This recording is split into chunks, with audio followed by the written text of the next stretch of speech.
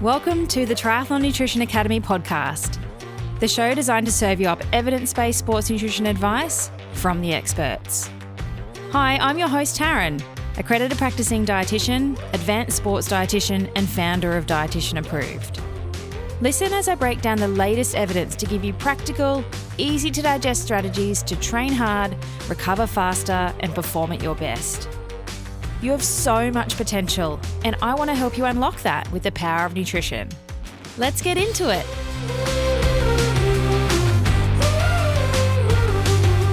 Hello, and thank you for putting me in your ear holes today.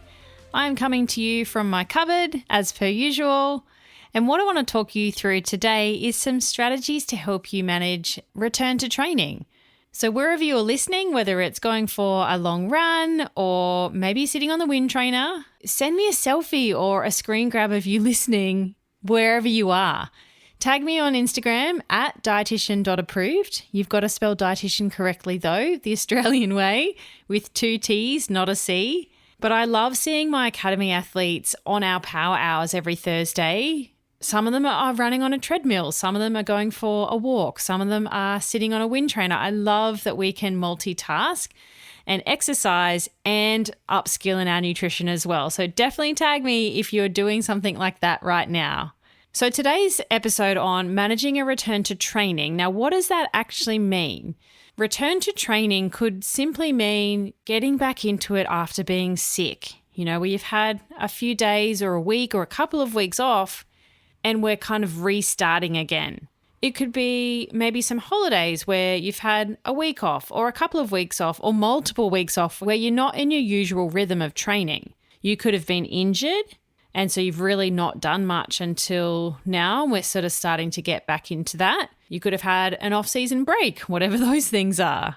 You could have done a massive event, like maybe you've just done Kona. Maybe you've done Sunny Coast 70.3 or another big 70.3 Ironman event or whatever it is, and you've had some downtime and you're just getting back into your training now. It could also be, it's not necessarily a return to training, but it could be that you're new to training, that you're just starting out. And some of these strategies are going to be really useful for you. When we are high-achieving triathletes and we do a lot of exercise, it's really important that we overlay our nutrition strategies with that.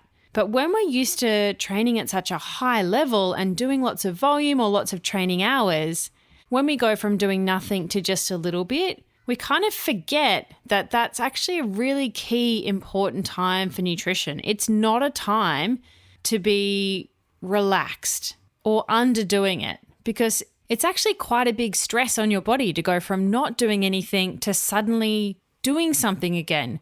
So we need to be really mindful of our nutrition in this key window rather than going, oh, well, I'm used to doing, 6-hour rides. So a 60-minute easy ride is nothing. So I'm just going to not put any nutrition strategies around that. So I've got 5 strategies for you to help manage that return to training, whatever the reason is that you've taken a bit of a backseat and we're just starting to get back into it.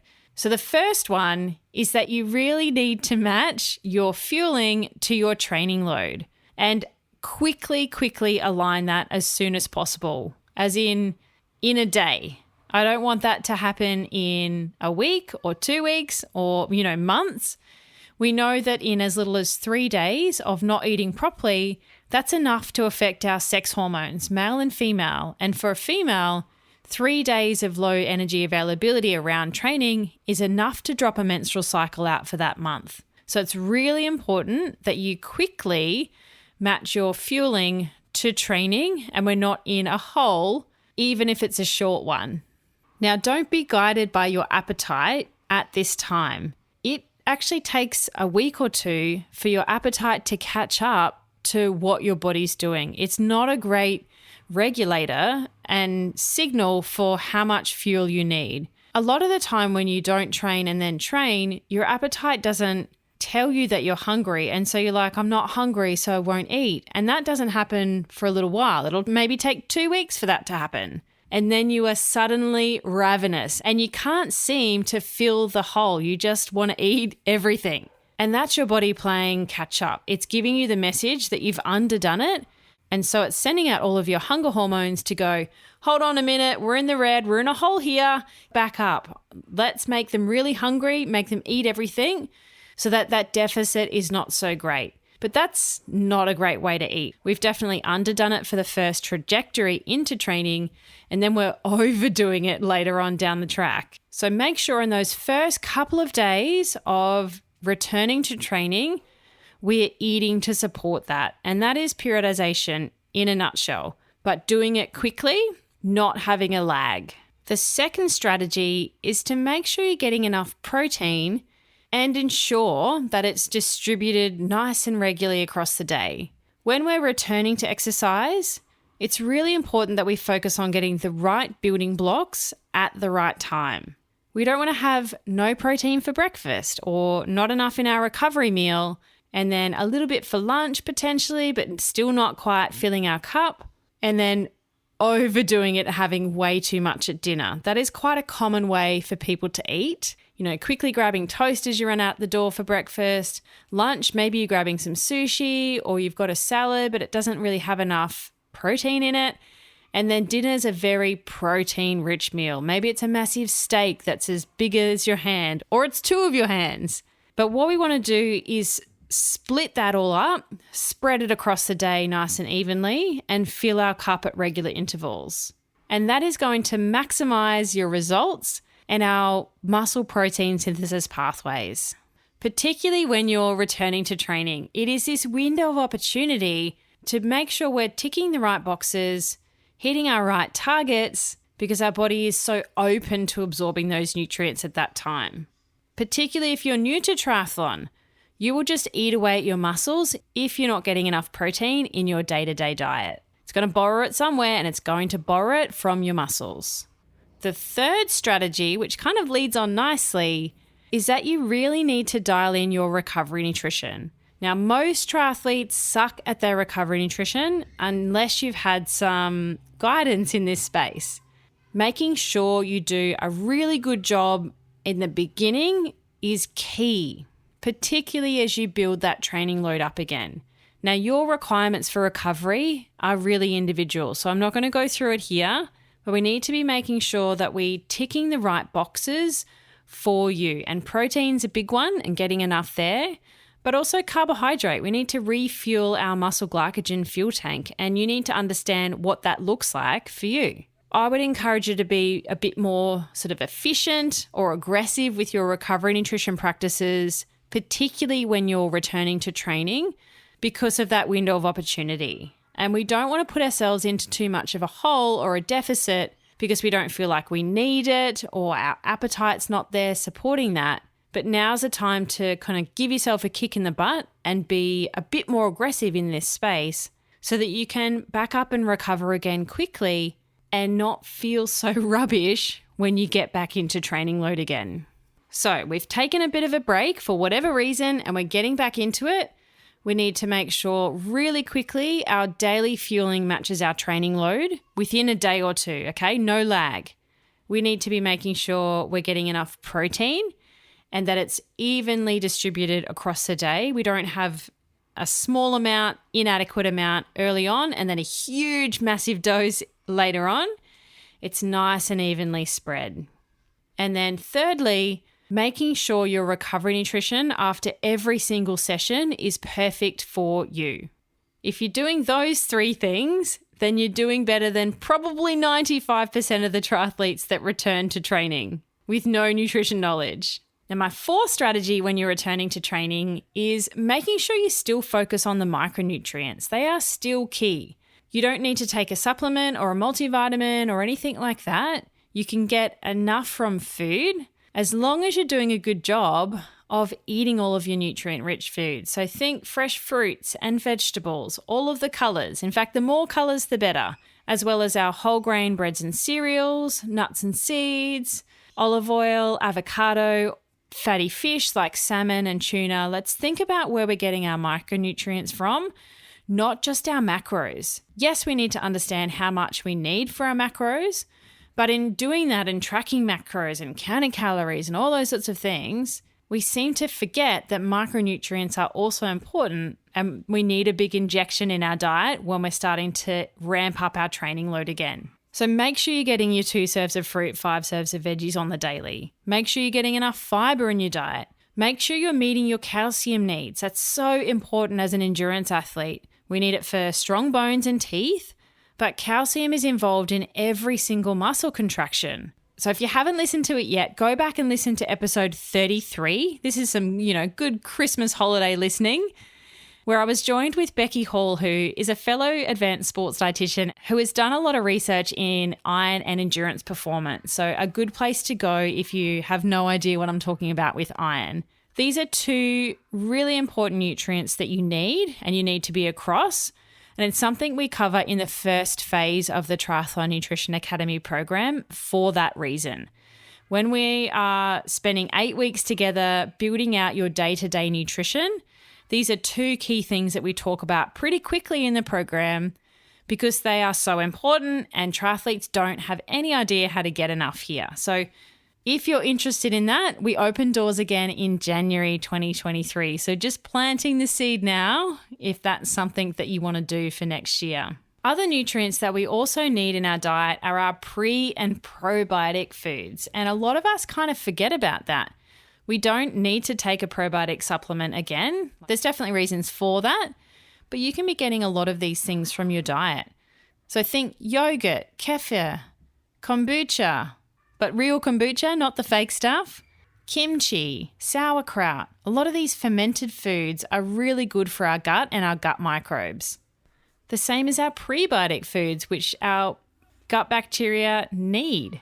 A lot of that stuff's found in our fruits and vegetables. So again, another tick for making sure you have that good plant-based diversity in your diet. Particularly when you're returning to training, that's a key time where we have increased needs for a lot of these things. But also just on a day-to-day basis. I'm really passionate about getting people to eat well on a day-to-day basis to set them up for performance now, but also long-term health into the future. Like you can do some pretty bad damage in your fit years when you do triathlon that you won't have any ideas about until you're like 80 or maybe 90 and retired from the sport and you've done some damage to your bones. Or other things like that. So even though you exercise a lot and you think you eat really well, just think big picture. Where are we going with this? And are you putting the right things into your high-performing, machine, your body, which is your temple? Are you doing the right things now to set you up to be healthy later? And my 5th and final strategy for what to do when you're returning to training after a bit of a hiatus is to make sure you lean on those anti-inflammatory foods. As you reestablish that regular training rhythm, it's likely that you'll probably have an increase in our pro-inflammatory markers. You've got that inflammation happening just from exercise, and that's normal, it's natural, it's nothing to be worried about, but you might be a bit sorer. Ever had a break from the gym and then come back to squat day and then you just can't walk downstairs or sit down on the toilet or do anything a few days afterwards? We can help dampen that down and quieten that inflammation a little bit with our anti-inflammatory foods. So focus on getting your omega-3s and your polyphenols. That will help offset that oxidative damage and soak up the free radicals that we produce during exercise.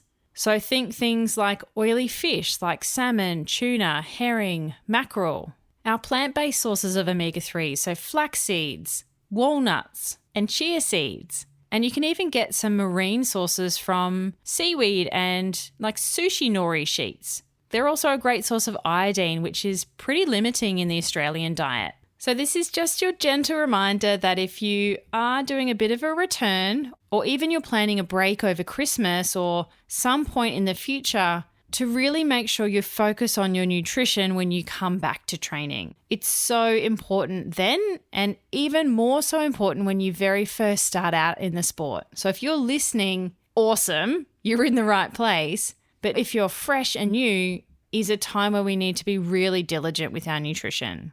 But it's not something we focus on until way later. Once we've got a coach and we've upgraded our bike and we feel like we're in a rhythm with training and racing, but we're starting to have negative things happen. That's typically when people go, oh, okay, I better look at my nutrition. But really, it's from the get-go that it's so important to understand what you need to be doing so you're setting yourself up for success. Rather than making the mistakes that others make, do it right from the beginning. I would rather you not get injured or find out you're in low energy availability or keep getting sick and run down and stressed and tired and you have no idea how to fix it, feeling like what I call the tired triathlete. Like by Fridays, you're just wrecked. You can't get through your long sessions on the weekends. You're just exhausted all the time. You're starving and your body composition's not doing or responding to what you're throwing at it. The tired triathlete epitomizes all of those things. I don't want that for you. I want you to feel supercharged. I want you to feel like you can push through the back end of hard training sessions because that's where the magic happens. I want you to have energy right throughout your week. No big peaks and troughs. I want you to get through big, long training session days and feel like you could keep going. That's some good yardsticks that you've got your nutrition relatively dialed in if you can feel like that. That's my 5 simple strategies to manage your return to training from a nutrition perspective. You've got to do a lot of other things too, right? Body maintenance, make sure your training doesn't spike, etc., etc. But nutritionally, making sure you're matching your fueling to training, like so important. That is one of the key things you need to get right if you're doing triathlon. Before you start taking pills and potions and worrying about the latest supplement craze. Number 2, getting enough protein, but making sure it's spread well. We don't have this huge, big overflowing your cup amount at one meal and not enough at the others. Let's try and get that evenly matched. Particularly if you're a vegetarian or a vegan athlete, really important that you're getting enough for you and what you need to actually absorb and extract from those foods too. Aggressive, efficient, prioritized recovery nutrition, particularly when you start out again or you're just starting, and always, but particularly in that on-ramp into training again. So important. And understanding what you need for you, because it is very different depending on who you are and what you got going on. Micronutrients. I feel like I bang on about fruits and vegetables all the time. Yes, I'm a dietitian, but we seem to forget that we need these things. No, you don't need a multivitamin supplement. It is purely a safety blanket. You're going to pee a lot of that out, and so it's a complete waste of money, and you're just making expensive pee. But how about we take a step back and focus on the foundations of eating properly and eating well, which means eating fruits and vegetables. Not that sexy, but so much more benefit to micronutrients and pre and probiotics and fiber and healthy fats and so many different things that are setting us up for life.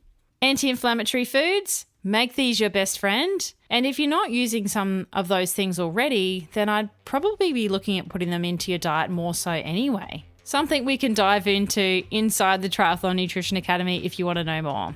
All right, that's it for today. Thank you so much for having me in your ear holes. And hey, if you are doing anything while you're listening, send me an image, post it on the socials. Don't forget to tag me.